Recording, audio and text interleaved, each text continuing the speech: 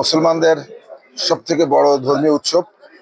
30 দিন রোজা রাখার পরে সিয়াম সাধনের পরে আমরা এই দিনটি পাই।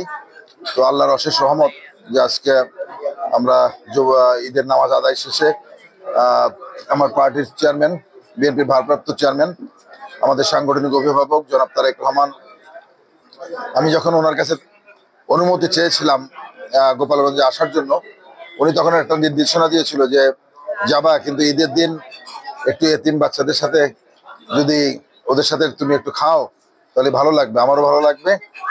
তো ওনার ওই আসলে নির্দেশনাটা মনে রেখেই আমি এখানে এই আয়োজনটা করেছে আমাদের এই লোকাল বিএনপি নেতৃবৃন্দের কাছে বলেছিলাম। তো সত্যি আমি অভিভূত যে ওদের সাথে আজকে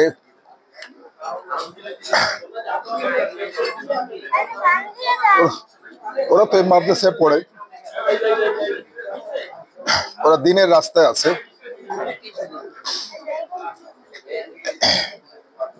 ওরা দিনের জন্যই তো আজকে লেখাপড়া করছে। আমি